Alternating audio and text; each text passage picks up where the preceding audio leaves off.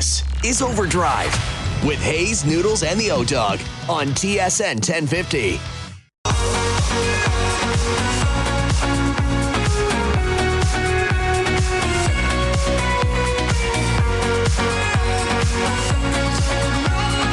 All right, here we go. OverDrive, off and running. TSN 1050 on the TSN app. Your home smart speaker up on TSN 2 all afternoon. Bryan Hayes, Dave Poulin in studio.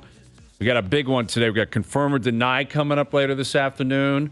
We're going to have a hockey Ryder Cup coming up later. Poulin, I hope you bring your A game for that. I am. I'll be working with my new putter in that game as well. Yeah, so you're in the putting lab. I'm going to bring it in today. I was going to bring it in with me. I don't want to let it out of my sight right now. That's like you and the grappler with his wedding suit. Did you hear about that? No. The grappler went to pick up his wedding suit on his way into work and literally brought it into the studio. Because you didn't trust leaving it in the car? Yeah, because apparently, someone was going to walk by and say, okay, I'll take that. Because it's probably my size. Right, exactly. Like Corey Warren was going to walk by and say, perfect, I need that for SportsCenter. Pants will be a little long. Yeah, exactly. The grappler is a mutant. He's like 6'10". But I think Corey, he had his eye on the grappler's wedding suit. He did. So the grappler decided that he was going to bring it in. You think maybe he could close the windows on his car instead? Just seems like such a dangerous move to me. To bring it in here, where call attention to it. You call attention to it, which is asking for trouble, right? Because there is a locker room atmosphere here. Large Tim Hortons walking by. Exactly. Well, that happened to me today. I went to pick up some clothes that had been left for me by Carrie. Carrie basically styles me exclusively because I'm useless. It's clear that someone. Yeah, I'm incapable of dressing myself appropriately for national TV. So Carrie's job, which is almost the most difficult job at the company, it's her job to make me look borderline respectable. And she has a lot of clients here. So you're just... basically, everyone here... You're probably her A client on the male side, though. I hope so. I would think so. I hope so. Yeah, so I basically... do your outfit for the King's Plate? She did not, actually, and I thought I brought some heat with that. Now, I was wearing... Because shirt she supplied me. It's not for work? Is that why they... Actually, I guess she technically did, because it was a shirt she supplied me, I think, jacket and pants. I think I bought the shoes. So they're not like Garanimals that have the little tags that say, wear this jacket? No.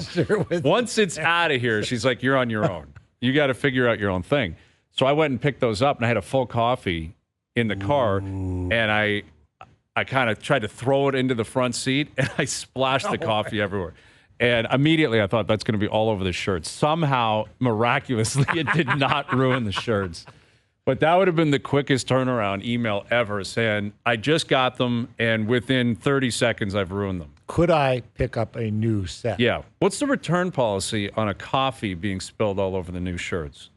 But, yeah, you get the new putter pulley. So are you a freak for technology? Or are you a freak for information? I'm not. That's exactly. I mean, you've played with me. I'm feel, touch, hit. Yes. Look at numbers. You're a meat and potatoes guy. Absolutely. Don't hit it far off the tee. Have a good short game.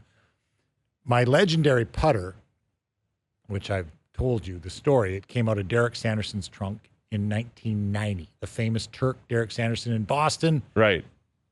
Said, I don't like your putting, kid. Come to my trunk. I opened the trunk. There were 12 putters in there. I said, clearly you don't like your putting that much either, Derek. Yeah. I took a ping answer, an original ping, address on the back, Scottsdale, Arizona, out of the trunk in 1990, and I've used it until today. That's incredible. But I told the guy the story today, so Golf Town did a great job. They do a great job. Scotty at Golf Town. Phenomenal. Great job. And I told him, I've been fitted for clubs 3 times. Each of the 3 times, the fitter said, how do you putt? I said, I putt well. And each time the guys had the same answer. You former pro athletes are so cocky. I know, it's incredible. So I'm great at putting. It's the one part of the game I do okay. Yeah, you're very good at putter. So each time they have said to me, we're not touching it. Stay, So I thought, well, technology is what it is. So I'm gonna go in and gonna get fitted.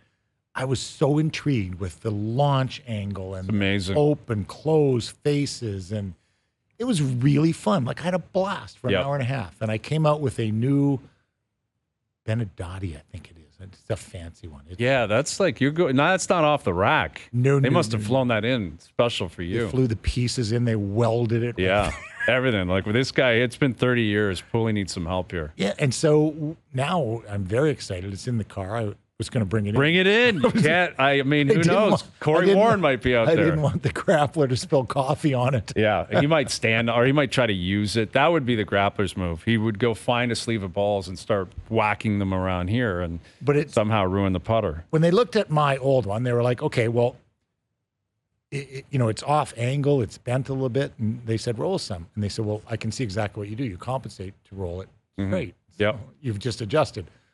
And that, I'm going to tell you, I could have walked out of there with 3 of them today. That's the danger of going in there. You go into a golf town, I could live in a golf town. I could live there. I could set up residency at a golf town easily and be ecstatic in there, just trying different clubs. Backyards over there where the putting green is. Exactly. Oh, have the boys over, just have a great time. TV screens were up. They had the Zach Johnson presser on. Well, it sounds like we're going to have to call up our good friend, the O-Dog, because he sent me a text about a half an hour ago saying, I'll be waiting by my phone anticipating an apology because I was adamant Justin Thomas should not be on the Ryder Cup team and would not be on the Ryder Cup team. Turns out he's a part of the old boys club, and he is a part of the Ryder Cup team. 2 people said he would be. Colton Nost and Jeff O'Neill. Oh, was adamant you can't leave that guy at home. Colton Nost. Yeah, and I guess Zach Johnson was listening too because Johnson basically said, we just can't leave the guy there, which I understand the explanation because of who he is, Captain America. He's a rah-rah guy. But Johnson, he contradicted himself by talking about why Dustin Johnson couldn't be on the team, suggesting it's difficult to figure out what his form is. Like, DJ has been a phenomenal Ryder Cup player. Phenomenal. He went 5-0 at Whistling Straits, but he's on live. Right. So his game isn't in form. Justin Thomas, his game is terrible. Well, it's not in form. It's horrible right now. So you're relying on the history of one and saying the current state of the other. And really, it's this guy plays for the PGA Tour. You're on live, so we're walking away from you. And they picked one gratuitous live player. It was Brooks Koepka because Koepka was so good this year. And I get the impression a lot of guys like Koepka. I think he's close with a lot of guys. But I guess we got to call O now, and I have to apologize for some reason. You think I'm going to do it? I think Zach Johnson called O. I think they're both like Sea Island They're guys. both in the club. They're both in the club. Zach Johnson. Sea Island has a lot of pullness. Brian Harmon's down there. That's Jeff right. O'Neill is down there. Yeah, Davis Love III is down there. There's a bunch of guys. I'll bet you that's what it was. O probably is going to claim he was talking to Zach Johnson directly and had the information. Just in passing. Yeah, but he won't say it. He'll say, I was speaking to someone connected. Do we have O on the line? Go ahead. Speak your truth. Actually, you knew the deal, and it was that you were to apologize to me for not having it right, and I had it right. Yeah, I told you Justin Thomas would be on that team. Yep, you did. I apologize. I got it wrong. I still think it's a ridiculous decision. I think How, though? How? I told you, Hazy. Those guys have been getting slaughtered by the Europeans. Slaughtered by the Europeans, and they finally found a winning recipe, and they can't change it. You just can't do that. Well, here's the problem, though. They have, because they didn't take DJ and they didn't take Bryson. Bryson shot a 58-61 like 3 weeks ago. I think Bryson would be a lightning rod. Bryson, yeah, but he's informed. He's playing. I know it's a live thing. And DJ was 5-0 at Whistling Straits. And he's out, but JT's in. It just doesn't add up to me. And he's been terrible. I think the one thing with DJ Hazy is I don't think he's in any form right now. I think he's kind of out in no man's land. Yeah. And he's playing like garbage on live. Like he's not even on a radar. Didn't really play well in any majors coming down the stretch, and I think he put himself in a position where Zach Johnson was like, you're not even in the wheelhouse. Right. He may have made it easy for him. Oh, he really did. DJ may have said, I don't care. Like, I'd rather not go. I'm vacationing that time of year. And, like, that seems like the kind of mojo he's got, but... It's intriguing to me how much emphasis they're putting on the off-course camaraderie of a group. Right. When... It's an individual sport more than any other sport, and yet the one time they can grab onto team, They're really grabbing on a team. Yeah, and don't kid yourself. There's some probably pissed off guys right now, like Keegan Bradley. I know had his heart set on playing in the Ryder Cup, and I even talked to his caddy last night, and he was like, "I don't know if it's happening." And we thought we played well enough to make it, and it didn't happen. So I don't think there's camps like that are too happy. I didn't think a guy like Lucas Glover was ever going to make it. It was a nice story seeing him down the stretch, but, I mean, how much would he really have left in the tank? And people are talking about form, how good are you playing? Isn't it like in 3 weeks? Like the Ryder Cup's in 3 weeks from now. Well, that was the concern with Lucas Glover, is that when it falls off again, he's gone. Like it'll be not a mess, but he's going to fall way down the world rankings. He may not win again. Like it was a real lightning in a bottle situation.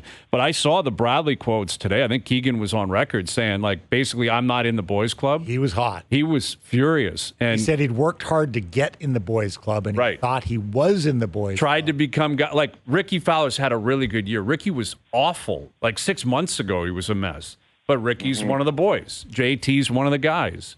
Like, apparently JT is just like JT is like Tiger Woods type treatment out there. Yeah. But I don't know. It's those boys that are always around, like it's Steve Stricker and Freddie Couples, and Zach Johnson's always an assistant captain. I don't know, man. But like I said, they finally had a Ryder Cup where they whoop some ass, and guys, they always get crushed in Europe. Yeah. Like, always. I don't think they've won there in 30 years. I mean, Grappler might want to check on that. But I think it's 93, I do. I think it's exactly 30 years. Yeah, so we're talking 30 years. So they're like, we had a bunch of guys that won at Whistling Straits. Let's see if they can go over to Europe. And by the way, I thought, Hayes, you were even talking after the last Ryder Cup that Europe team's going to get crushed for a long time. Not anymore. You think of their top four guys like Rahm, McIlroy, Hovland, Tyrrell Hatton, like they're putting out four guys anyway that can tee it and let it fly. So they're probably going to be tough at home, man. Oh, I throw Fitzy in there with his gray pants and Skechers. His size 14 Skechers and his little tiny pants. I'll tell you what, Fitzy's got the worst. Like as bad as dude, the gear is the braces came off, and I look at him on the putting green. I'm like, you've got a size 32 waist and your little skinny pants, and your shoes are size 17 on the putting green. Yeah, and they're Skechers. And they're Zorro Skechers. Man, he could do some walking on your line at the Ryder Cup, because you know how they like to do those little games with each other. He will. He could be walking on your line. Yeah. I told you before, they look like Carlo's little white Italian shoes that he wears up with jeans. Yeah, the baggy gray pants and a Zorro Sketcher. He'll be humming, though. He'll be ready to rock. I'll tell you, did you see Hovland's pants on the weekend in that weather? He was wearing white pants that looked like Lululemon stretchy pants on him. But, dude, he is absolutely striking golf balls right now. Oh, Like, my God. I'm with you. Like, Hovland, Rahm, McIlroy is better than any big three the Americans can put up. Like, I don't even think it's close. Like, Scheffler can't putt right now. And who, Xander and Cantlay? That's who you're going up? I was sure I was going to see Scheffler at the putting lab today. You should. His putting statistics, like tee to green, he had legitimately Tiger in 2000 type statistics. If he could putt, he is Tiger Woods. Yes, exactly. If he was a top 20 putter this year, he'd have 2 majors and probably 8 other victories on tour. He'll get it figured out. Maybe not in time for the Ryder Cup, but he'll get it figured out. It's just a matter of time, I would think. All right, buddy. Well, I'm glad you apologized and you owned up to it. Yeah, I owe you one on that. We'll see what happens. We're going to have some action on that. I'm on the Europeans. I think they roll at the Ryder Cup. I'll tell you what, I'm going to let you go, but I want you, obviously no volume because I'm laughing at the guy. If you're serious about winning the Ryder Cup, you send that video I sent you last night, and you put that guy out first, and you'll win every match. All right? I got you. You play that video with no volume, because that guy will win you the Ryder Cup single-handedly. I agree with you.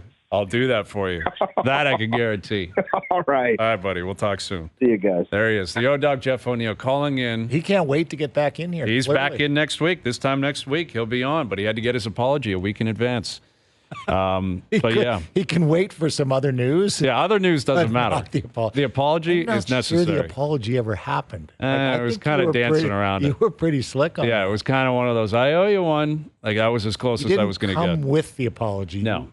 You, I've been doing this long enough, Poulin, to know how to kind of dance around that. You don't ever want that to be out there, right? Because everything's on the record here.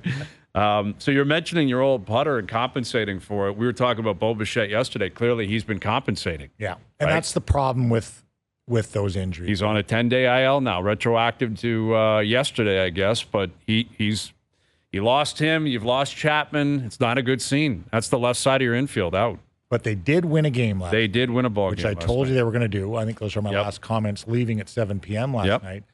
Critical moment, the fifth inning. Gets to 5-3, and they come back and score the one run, and it's over. Just those little critical moments have been missing.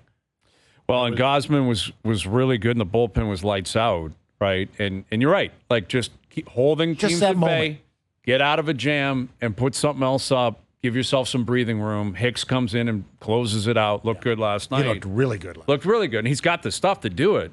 But, again, the same things we were talking about yesterday still apply. You still got a couple more with Washington. Then you're going to have Colorado. You're going to have Kansas City. You're going to have Oakland coming up. Like it's even without Bichette and Chapman, you're going to be favored in a lot of these games.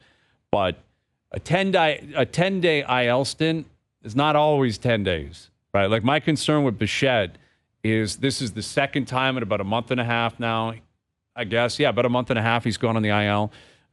Knee injury, now it's a quad. Like there's something going on there where he's compensating. Well, one compensates for the other. Exactly. Exactly what happened. And it flares up, and all of a sudden, like we're into September on Friday. So at what point do you have to almost concede that even if and when Bichette returns, and there's no reason to believe that he won't, are you going to get him at 100%? Right, like if an injuries pop up like this in May, June, you can slow them down. You can't do that when you're chasing a playoff spot unless you win some games without him. Even then, Poulin, I don't picture a scenario where there's breathing room where you can really take it easy with Bichette. Well, there's not going to be, but you've got to win your games. Yeah. And last night they get zero help, which is always the case. Exactly. You know what's going to happen. Seattle, Houston, and Texas until they play each other, which is going to happen a lot. It feels like they're going to win every single night. That's your saving grace right there. Yeah, exactly. Someone's got to lose when they play. They're going to play a ton in the same division in September, and someone's got to lose. And realistically, you look at a Tampa and Baltimore, they're gone. So Toronto's not in a similar situation where you're making up ground necessarily on them or taking advantage of that. But that's what you're looking at is you want those teams to be playing against each other, beat up on each other. Someone's got to lose. And I think ideally, whoever the guy, whichever team is furthest ahead, sweep. Let them take off and take the division. Let's say it's Seattle. Let one run. Run with it, right? Run with it. And one of those teams saw a psycho go down last night in Jose Altuve. And there's that scandal in Houston has changed everything for him and that team. And like, I'm not saying anything that anyone doesn't know, but Ellie De La Cruz had a cycle earlier in the season. First time in Cincinnati in like 35 years. And it was everywhere. Now, that kid is as electric as it gets, but a cycle still means a lot, I think, in baseball. It absolutely does. And it generates a lot of reaction. Meanwhile, Altuve, he pulls that off last night, and it's like, do you think he's like always he can't celebrate. Scarred? He's always scarred? I think so. Like, even though everything I've read, or a lot of what I've read out of Houston, would suggest Altuve wasn't actually even cheating. See, I think that'll wane. I do. I think that'll. It's been 6 years now, Poulin. Yeah. Like it only broke a few years ago. I don't think that will change historically with the way he's thought of. Right. Who else is involved? Bregman? Yeah, I mean, it didn't touch Springer. It didn't because he got out of there, and it hasn't touched him in this market. It's still, if he goes to LA and plays the Dodgers, good call. They're chirping him. They're well aware of George Springer, especially the Dodgers. Yeah, but yeah, it was. But Correa, same thing. He got out of there. Minnesota, they don't care, right? But it's the guys who stuck around. Probably Bregman, Altuve though, because Altuve was the face of that team. I don't hear. He was the best player. I don't hear it much about Bregman either. And some of them were veteran guys that obviously moved on. But I think Altuve, for whatever reason, he got attached to it the most because he was the guy. Like, he was the best player, was the MVP, and his story's kind of incredible, which you would think would allow him to actually get off the hook. Like, Bregman looks arrogant. Like, he's your typical blue-collar third baseman that looks like, Another guy out of LSU. Well, there's Donaldson, there's Mike Schmidt, right? Like, there's a number of guys that you would look at probably and say, okay, that's kind of who he reminds me of. Yeah. Altuve, though, was a very different story. And yet Altuve, I think, has taken the brunt of the heat based on that scandal.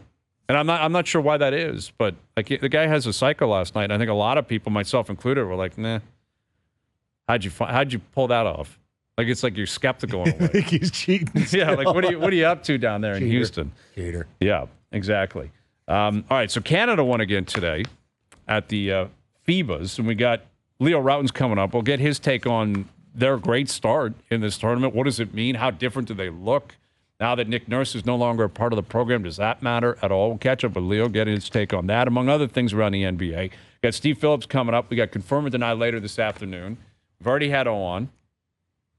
Ryder Cup picks are out. Almost apologized. I danced around an apology as much as I possibly could. Good. And there's a lot of NFL news as well today in terms of the waiver wire and who could be released, who could be sticking around. The final cuts today, correct, to get to 53. This is when you get into 53 now. Yeah. And then the waiver wire, I think, continues until maybe noon tomorrow, where you can pick guys, cut guys, or make adjustments. But some news in the NFL as well. So we'll get to that. And the Jays, of course, back in action tonight down at the Rodgers Center with Washington in town. Dave Poulin's in here. I'm Bryan Hayes. OverDrive continues. TSN 1050 and on TSN 2.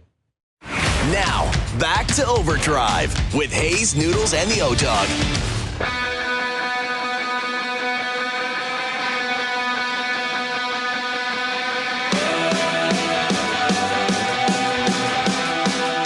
All right, Leo Rautins will join us here in a few moments. Canada off to a great start, 3-0 at the FIBA World Cup. They beat up on Latvia earlier this morning. A little bit difficult to kind of track it because it's going on so early in the morning. But no Nick Nurse anymore. Nick had been running the program for a long time, or at least a short while. And now that he's down in Philly, he's out. And it does not seem to have an impact on this team. And Jamal Murray isn't there. There's a couple other big dogs that couldn't make it over. But a lot of their star talent is there, and they're all putting up good numbers. And, again, they're off to a really good start. So we'll catch up with Leo here in just a few moments. And before you know it, it'll be go time here in the NBA, right? Like, we were talking about that yesterday, Poulin, where September into October, probably the best time of year if you're a sports fan. Yeah, they avoid that first part of the college football season down there, right? Yes. And there's been talk about that with hockey. Like, why wouldn't we push back a couple weeks and, figure that out? That's what a lot of the markets down there that have big college football teams in their area is simply trying to avoid, those Saturdays. I mean, they're such big events and they take such a drain on those little local economies, especially. It's hard. Yeah, I saw a list today of like the best tailgates in college football, and it's scattered all four corners of the country. No question. Like, it's not regional. It's not just the SECers. It's everywhere. They do an amazing job of building up the game. I try and explain to people what an event it is. Obviously, I lived it to the nth degree at Notre Dame. But it is literally, okay, for the big games, they're filtering in Wednesday at noon for a Saturday game. Wow. Like, you can see the buzz on campus starting Wednesday at noon. And they're 5-day events. And the actual game day, the tailgates, like you had such legendary tailgates you had to plan. Like, it was really hard. It's amazing. Yeah, and it's such a different lifestyle. It's so incredible. Like, there was car dealer buddies that had their tailgate, and they would send a crew in at 7 a.m. to start setting up for a 1 o'clock game, like 7 a.m. Yeah. Same parking spot, same exact location. You have your spot. Everyone understands it, or do you have to book it, basically? So, no. There's specific parking tags for small block areas. Parking tags are worth more than the tickets. Yeah. And this car dealership had 3 big stretch vans, okay? One was the tables and chairs. One was the setup for the chef. And the third one was the fresh food and what the chef was going to cook. And the chef set up. They gave wristbands out to you if you were going by to have full access to their tailgate. That's incredible. Like, it's and they were probably one of dozens all over the place. And they flew like 3 30-foot flagpoles at these 3 vans, so you knew exactly where they were. If you were across the parking lot, you just look We know we know where we're going. We know where we're heading. Yeah, the tailgate thing is like there's a big difference between Canadian and American. Or the liquor laws. Yeah, well, exactly. That's a big part of it. You can't have booze in parking lots up here and just walking down the street, where they allow that around the stadium, clearly. But even beyond that, it is about the camaraderie. It's about the food. It's about the tradition. It's about like the same amount of people get there at the same time. Then you go in. You're all in the same section. All the tradition. It's totally regimented. It's also something that is very conducive to football, because you can't do it every single day. No. You're not doing that on a Tuesday for a 7:00 game. No, It's got to be a Saturday, Sunday thing. 7 of them or 6 of them, 6 home games or 7 home games. Exactly. Depending on the school. And so at Notre Dame, every student gets a ticket. There's only 8,000 students. There's 80,000 seats in the stadium. Mm-hmm. So the seniors sit, and the seniors are on like the 45-yard line. They get great seats. Oh, yeah. And then it goes down to juniors and then sophomores, and then the freshmen are kind of on the end zone. Yeah, that's pretty cool. Everybody's in. Yep, everybody's in. Yeah, I was talking to my dad about that. Like, he was just down in Chicago recently, and he was talking about all the different restaurants that are owned by like superstars in sport that just doesn't really happen up here, where like Jordan's got a place, Harry Carey's got a place, Don Shula, who has, I don't believe, any connection to Chicago. And Great steakhouse, but he's got multiples. They're a franchisee, I believe, like around the country, but he listed a couple of others. Ditka had one, who I think he still might in Chicago. No, he doesn't. Okay. And it was, I know the guy that bought that one. Jeff Shearer, a guy named Jeff Shearer bought that one. Right. But these are restaurant groups that are buying the brand names. Yeah, exactly. Like Michael Jordan's, But Harry Carey's. Take it a step further. Like, I can tell you a little neighborhood right around where I live in Chicago. There's a Michigan State bar. There's a Michigan bar. So if you're a Michigan State alum living in Chicago, you have a bar to go That's to where watch you're the going to football go. game. That's outstanding. And you go down this strip, and it's like, well, there's like 7 Notre Dame bars, depending on the different areas, different neighborhoods. Especially in Chicago, I would think, in the Midwest. Absolutely, heavily. Yeah, influenced. it's like soccer teams, big soccer teams over here. Like, you can find bars if you're a United fan, if you're a Chelsea fan, or whatever. Or take it Just to need the to know where to extreme go. of the World Cup. Then it's complete. Then you're talking about a Then region you're within talking the about city. countries. Yes, exactly. Speaking of countries, and speaking of the FIBA World Cup, Canada's off to a great start, 3-0. They beat up on Latvia today. And statistically, they're playing lights out. Defensively, they've been outstanding. Man is very familiar with playing for Canada, coaching for Canada, talking basketball. Joins us now. Here's our good buddy, our TSN NBA Raptors analyst, Leo Rautins. How you doing, Leo? I'm great. What's up with you guys? Well, we're feeling pretty good about this Canadian team. I think most people did coming into the tournament, considering the amount of talent that was going over there. Obviously, they beat up on Latvia today. They're off to a 3-0 start. They look great. Does this feel different to you? I feel like we do this every couple of years with this group of players, where we entertain the idea of them making the Olympics and making some noise. Where are you at in terms of that thought process? I think it definitely feels different. I mean, hey, if you look at this team, there's some players in this team that I just shake my head and go, you got to be kidding me. Like Shai Gilgeous-Alexander, you watch him play. How many times have we had conversations about Luka Doncic? Yep. That here's a guy that you can't change his speed, right? He does whatever he wants. You can't speed him up. You can't slow him down. When you watch Shai play, he does whatever he wants. And he's at that point guard position. You look at his size, he can score, he can defend, he can go inside, outside, he finds the open man. I mean, this guy's a monster. Just having a player like that can dominate the game completely. And then he's surrounded by really good complementary pieces. And, I think one of the things that jumps out at me, and I really like that, obviously you wish you had all your very, very best, right? But at the same time, you have key international players, FIBA players that are playing on this team too. So that complements the NBA talent. It gives you, you have the international flavor, you have the NBA flavor, and the chemistry is really good. You don't have guys necessarily worried about minutes. You have everybody just worried about playing. And again, the guys that have the international flavor, they just offer so much experience that it helps all the NBA players deal with everything. Well, I saw a stat earlier this afternoon that Shai Gilgeous-Alexander is the 4th Canadian with multiple 25-point games at a single men's World Cup. The first since Jay Triano in 1986, which is incredible. Carl Ridd was the first one to do it in 1954. Do you know who the 4th guy was, Leo? No idea. Probably some slug. Leo Rautins in 1978. You must have been hot back then, Leo. I told you it was some slug.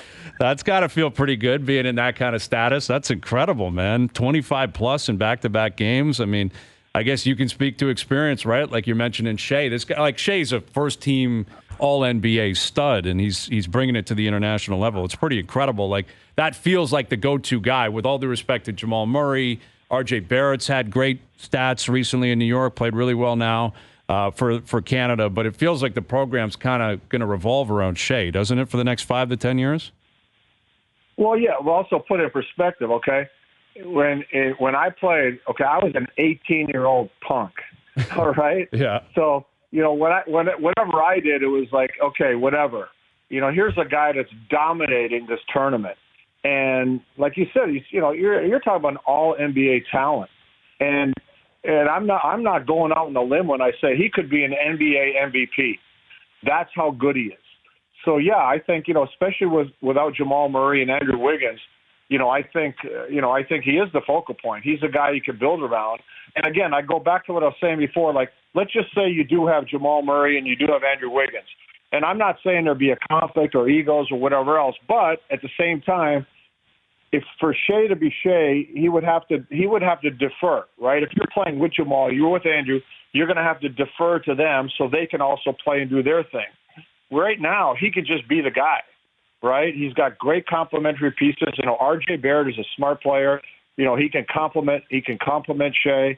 You look at, Alexander Walker. You look at Dort. You look at all these guys. Kelly Olynyk is the perfect complementary player.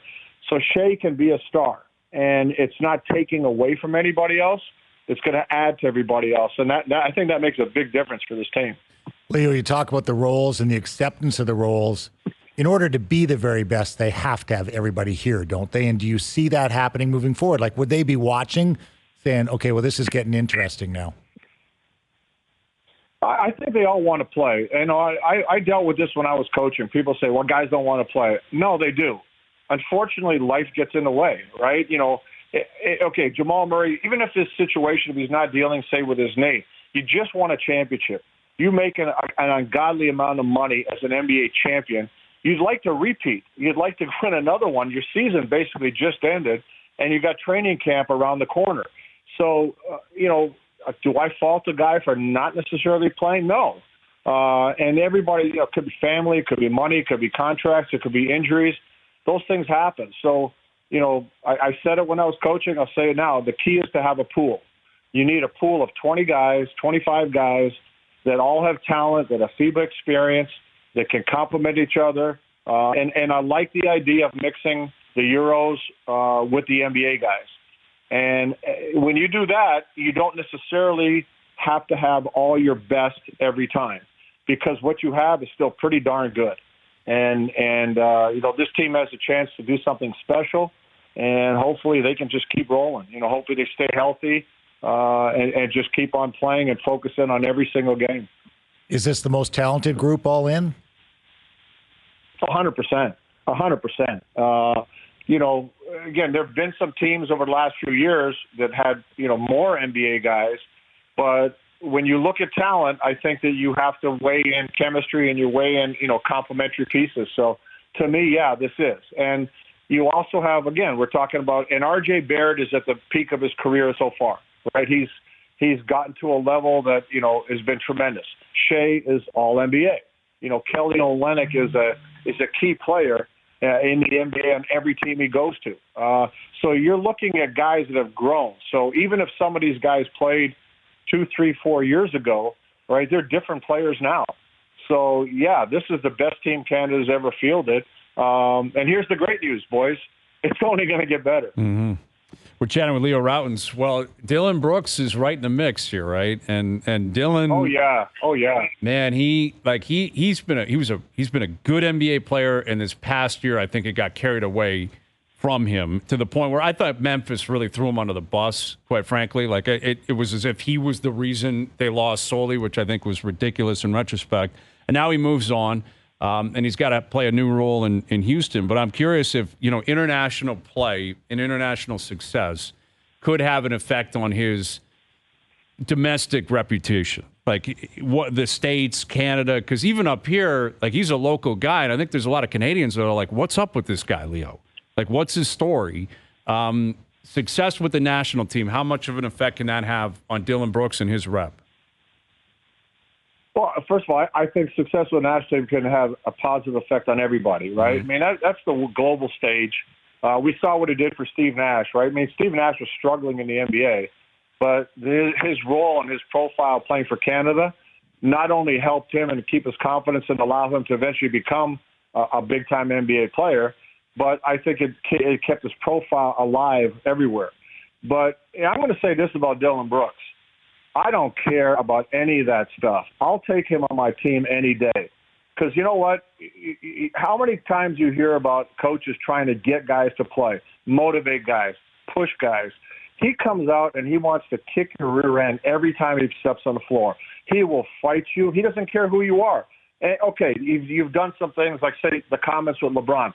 Not necessarily the smartest thing to do. At the same time, I love the fact that he will go at LeBron and doesn't care he's LeBron. That doesn't happen very often, right? I mean, that's a special guy that can go out and play that way every single time he steps on the floor. So that has a dramatic effect on everybody else. He plays that hard. You're obligated to match his level of play. And it doesn't mean he's the most talented guy on the floor, although I like his game in everything he does. But the fact that he plays so hard and so physical, it raises everybody else's level. So to me, I'll take him on my team anytime. And the fact that he got $80 million, I don't think people are too worried about what he did. Well, that's true. Yeah, that doesn't seem to be a problem for ownership paying. I forgot about that. Yeah, exactly. Hey, I'll tell you what. I wish I could piss everybody off and get $80 million, but I can't, unfortunately. Yeah, I'm trying to make a career out of that. I'm not making $80 million. I guarantee it, Leo. Great catching up with you, buddy. We appreciate it. Enjoy the rest of the offseason. We'll do it again soon. Sounds great. Have a good one. There's Leo Rautins, TSN basketball analyst. Leo would know what it's like to play for the team, coach the team. Here's a bizarre story for you. January of 1978, I'm going on my first recruiting trip to an NCAA school, and I'm going to Notre Dame. That was my first. You were allowed 6 trips. I'm playing Tier 2 hockey for the Dixie Beehives in the West End. I get on the plane, the big guy sitting beside me.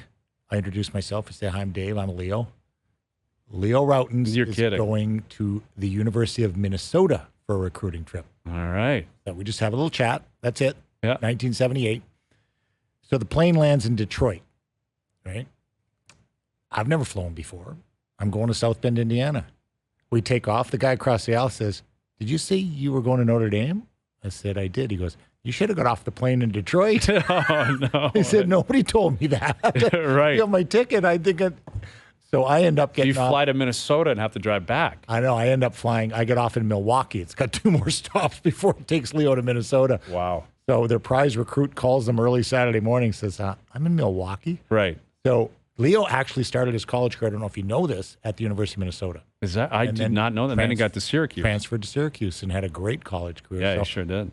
First round pick. It's funny, And a Philly guy. Absolutely. You both end up That's wild. years later at the same place. Yeah. Leo Round world we live in. Yeah. Leo is one of the true, original basketball legends. Well, Dave the other Mike's name guy. you mentioned, Jay Triano. Mm-hmm. Jay Triano came to my high school to play against my high school. He was in the Niagara region. Ridiculous. Yeah. Ridiculous. Outrageous how good he was. Yeah, we had a good basketball program, and it wasn't, this guy was something we'd never seen. Yeah. So it was basically Jay and Leo were 2 of the... Yeah, Leo, they were standalone Canadians. Leo went to St. Mike's and is one of the more, that's a school that has produced a ton of talent, predominantly incredible hockey talent over the years. But Leo's one of the prized alumni of that school. As he should be. As he should be. Absolutely. Steve Phillips coming up in about 20 minutes. Confirm and deny still to come as well. Dave Poulin in here. I'm Bryan Hayes. OverDrive continues. TSN 1050 and on TSN 2. Now, back to OverDrive with Hayes, Noodles, and the O-Dog. Count it up, count it up, count it up, count it, count it up, count it up, count it up, count it, count it up, count it up, count it up, count it. count it up, count it up, count it up, count it, count it up, count it up, count it up, count it, count it up, count it up. All right, OverDrive continues, brought to you by FanDuel, bringing you everything from the opening line to the final score. We'll get to our best bets. Brought to you by FanDuel later this afternoon. Hit a winner last night, Poulin. Gosman was striking guys out left, right, and center. Jays won on the run line. Love it. That's what we're looking for, winners. Well, I'd be betting on Gosman every night. How can you not? Like in terms of racking up strikeouts. He just looks like a number one pitcher. Yeah. Like he hit 200 on the comfortable. season last year. First guy in the American League to do that. Yeah, he looks very, very comfortable out there, and you feel it, right? Yeah. And you feel No, he's a stud. Like, Barrios had a really good year. He's on the mound tonight. Kikuchi's been really good. Bassett's been good. Bassett's been really He's good. been good. Yeah. Like, he's what you would expect and what you're looking for. But there is no disputing who gets the ball game one, which only amplifies the amazing story of Alek Manoah. It really does. Because he got the ball game one last did. year, even though Gosman was great, and he got it to open the season this year. So who are you giving it to in the next game? Everybody's ready. Everybody's rested. If everyone's, honestly, this is going to sound crazy. I think I'm going Kikuchi game 2. It might be depending on the lineup. Yeah, exactly. Depending, is it a lefty, heavy, righty, heavy lineup, who you're playing against. Gosman's game come 1. back with Bassett. Bassett was my guy up until about a month ago. I was of the same belief. I thought it'd be Gosman, Bassett, and you're battling between Barrios and Kikuchi for who's going to be the Depending third on starter. righty-lefty. Yep. But Kikuchi's been so good in the has been second good. half that I think I'd go with him as my game 2 starter. And I'd sleep well at night. Hard to argue. Yeah, and I think I might go Barrios game 3 over Bassett. And it's not that Bassett has fallen off; it's that the other guys have passed him. You know, like You Bassett's could roll just through been your good. first 3 games and get innings out of those 3 guys. You're looking You great. can build a story for this team. They got to get there. They have to get there. Now you got Bichette on the IL, Chapman on the AL. The mountain just got a little bit higher. It did. Like, you're 2.5 out, and you got 30 games left to play. But, we've talked about different elements in the lineup, and it puts Davis Schneider in the lineup. He's going to play. And he had He's another a hit last night. scrappy. What do you have? Another walk last He night? is such a, I'd love him as a left winger. Yeah. That's the guy that will go in the corner first. Oh, he's jabbing the guy in the back of the leg. Yep. He's just, No, you're right. and he's yipping from the bench. It does have the chance to have such a positive spin on his story. Yeah, it does. The fact that, remember when they went into Fenway and they swept the Sox, they were like 2-19 in their last 21 games against the AL East. Something absurd. They needed an injection, and that's what you do. And then, when we used to call guys up, you'd say, okay, what does this guy bring? And they'd say, well, energy. Like he brings, we talk about it just in this business, right? We talk about guests bringing energy. Yep. And it's the same way. When you call Schneider up, you want that burst of energy. Now the hitting is ridiculous. He's hitting over 400. Like it's ridiculous. Got an OPS over 1,400. 5 home runs and 40 at bats. Like Outstanding. Like, honestly, that's just a bonus. that's the thing. We were To me, talking about it that's the yesterday. bonus. We were talking about it yesterday that a lot of people were focused on a right-handed power bat at the deadline. Now, that was end of July. Let's say you acquired that. How much more production would that player have supplied than Davis Schneider has supplied? You'd be thrilled, You'd be thrilled, basically, with the production he's given you. ecstatic. Now, that player they acquired would have been in the lineup every day. Schneider, there was a while there where he couldn't get in the lineup, and they were protecting him from something, and I can't figure out what that was. Maybe that's okay. Maybe young guy over. Let's listen. It's what it proved to me was how much they actually jammed them up coming out of that series at Fenway, because they were in Cleveland the next series and they had him batting leadoff the next game. And I remember coming in the next day thinking, what is John Schneider possibly thinking here? Right. Like, yes, he had a historic weekend. Do not push it too far. Bat him 7. Keep him in the lineup where Bury he him. was. Bury him and let him try to stay hot. Don't put the focus on him that much, not only from the fans and media, but from the other guys in the clubhouse. Let Springer lead off. Exactly. Put Merrifield up there. Put somebody Merrifield else. for sure. Merrifield's been a good. He's been a good pickup. He's slowing down now, but he's had a consistently really good season. He's been a good pro. And Springer, again, batting leadoff again last night. He looked good. He looked comfortable, and he supplied offense last night. He has a nice balance of confidence and and cockiness. Been there, He really does. done it. Yeah. Into his 30s, he's got his money. Yeah. Got his ring. Yeah. You know, and again with Bichette and Chapman out, you got to rely on him. Well, you're going to have to jack it up. Yeah, it's Vladdy and it's Springer. Like those are your guys. Even Vladdy early last night. Vladdy does it early. Yes, he does. Yep, Belt looked pretty good last night. You can't put too much emphasis on what Vladdy has to bring to this team. I talk about Schneider and energy. Mm-hmm. Vladdy is. He's got to represent. Even that. I don't know if you saw Pete Walker was doing an interview with the guys like during the game. And it was literally during the inning, during the play-by-play. Mm-hmm. And you could see something happening behind him. And Buck said, let me guess, is that Vladdy? And Pete didn't even look. He goes, oh, yeah. Yeah, it definitely is. Oh, yeah. Yeah. Yeah, he's got a big personality. Like you can see that he's a top step guy. Like he's not someone that they need to drag out of the barn. No. Right? And that's always a good start. But his play has to match that. Yeah, it does. It does. Yep. It's got to. And again, they got 30 games left, and they're chasing it. And it continues tonight down at the Rodgers Center. Steve Phillips will join us on Bo Bichette hitting the IL, how they respond to that. Matt Chapman on the IL, Barrios on the mound tonight. Jays Nationals will continue. And some Josh Donaldson news. Is there a market for Josh? He's been released by the Yankees. Could there be a connection up here in Toronto? We'll see what Steve Phillips has to say about that. Confirm or deny still to come later this afternoon as well. Hour 2 up next. OverDrive continues, TSN 1050 and on the TSN app.